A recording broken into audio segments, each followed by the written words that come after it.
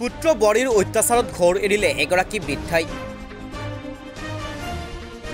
আশ্ৰয় বিচাৰি এতিয়া হাহাকাৰ বৃদ্ধাগৰাকীৰ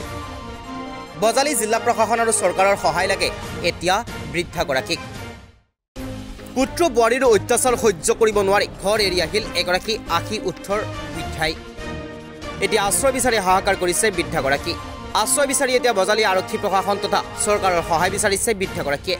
এগৰাকী অসহায় মাতৃ কৰুণ বিৰণী পুত্ৰ বৰীৰ অত্যাচাৰ সহিব নোৱাৰি নিজৰ ঘৰ এৰি এতিয়া আশ্ৰয় বিচাৰি ৰাস্তাই ঘাটে ঘূৰি ফুৰিবলগীয়া হৈছে বৃদ্ধাগৰাকী পুত্ৰ বৰীৰ অত্যাচাৰ সহ্য কৰিব নোৱাৰি বৃদ্ধাগৰাকী ঘৰ এৰি ওলাই আহিছে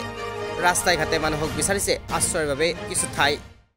যিসময়ত অসম চৰকাৰে চৰকাৰী কৰ্মচাৰীক পিতৃ মাতৃৰ সেৱাৰ বাবে দুদিন ছুটি প্ৰদান কৰি আহিছে সেই সময়তেই বজালী পাতাচাৰ কৰিছে চকলাৰ এগৰাকী কুলংগাৰ পুত্ৰৰ বাবে নিজৰ মাতৃয়ে ঘৰ এৰি আশ্ৰয় বিচাৰি হাহাকাৰ কৰিবলগা হৈছে এগৰাকী বৃদ্ধাই এতিয়া মুখ্যমন্ত্ৰীক আহ্বান জনাই তেওঁ জীয়াই থকা দিনকেইটা ভাল এখন বৃদ্ধাশ্ৰমত থকাৰ বাবে ব্যৱস্থা কৰি দিয়ে যেন আইছো ঘৰৰ থাকবা নৰো অত্যাচাৰ গালি আৰু কাটা খেদি মাৰবা আহে কোনে অত্যাচাৰ কৰে চলি আৰু বোৱাৰী ক'ত ঘৰ আপোনাৰ অত্যাচাৰ চাকলাত বয়স বৰ্তমান কিমান মান হৈছে আপোনাৰ মোৰ হৈছে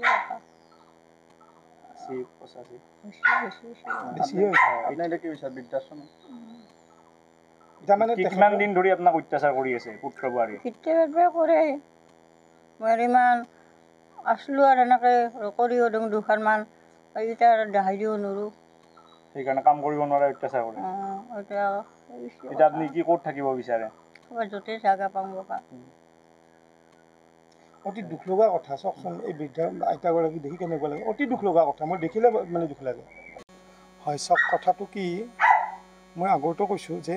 তেখেতৰ বয়স প্ৰায় 80-85ৰ ভিতৰত চাগে বেছি হ'ব ন এতিয়া কথাটো এই বয়সত তেখেতৰ ল'ৰাই আৰু বোৱাৰীয়ে যি অত্যাচাৰ আজি বহুদিন ধৰি তেখেতৰ অত্যাচাৰ কৰি আছে তাৰ বিনিময়ত তেখেতে অত্যাচাৰ সহিব নোৱাৰি অৱশেষত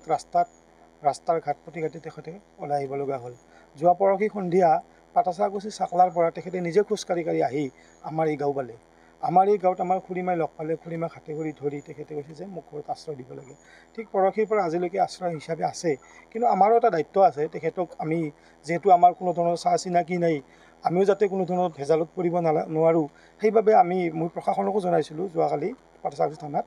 কিন্তু তেখেতে হেৰি কৰিম বুলি কৈছিল মোৰো যোগাযোগ কৰা হোৱা নাই মই ব্যস্ততাৰ বাবে আজি আপোনালোকৰ মাধ্যমেদি মই অসম চৰকাৰ বা বজালী জিলাৰ প্ৰশাসনক ক'ব বিচাৰিছোঁ যাতে এই আইতা বুলিয়ে নহয় এনেকুৱা যি বৃদ্ধা এই বৃদ্ধাক যাতে অৱহেলিত নকৰে পুত্ৰ আৰু বোৱাৰী কিন্তু হিমন্ত বিশ্ব শৰ্মা মাননীয় মুখ্যমন্ত্ৰী হিমন্ত বিশ্ব শৰ্মাই এই মাক দেউতাকৰ কাৰণে ছুটিও দিছিল এনেকুৱা ছুটি দি কিবা লাভ আছে জানো যদি ল'ৰাই বা বোৱাৰীয়ে মাক দেউতাকক নাচায়ে এনেকুৱা ছুটি দি কোনোতো লাভ নাই দেখাত ছুটি দি লাভ নাইতো কৰ্মটো কি হৈছে গাঁৱে ভূঞে এইটো চাব লাগিব প্ৰথম কথা গতিকে মই চৰকাৰক অনুৰোধ জনাইছোঁ যে এই আইতাগৰাকীক তেখেতৰ এটা ভাল বৃদ্ধাশ্ৰম দি তেখেতক বৃদ্ধাশ্ৰমত লৈ যায় বৃদ্ধাশ্ৰমত ভালকৈ ৰাখক কাৰণ তেখেতৰ আৰু 10-12 বা 5 বছৰ বা 2 বছৰ জীয়াই থাকিব এই 2 বছৰ যাতে তেওঁ সুকলমে ভালকৈ জীয়াই থাকিব পাৰে এইটো মই আহ্বান জনাইছোঁ বজালীৰ পৰা হিল্লোলিক ডেকাৰ প্ৰতিবেদন এনি টক্স।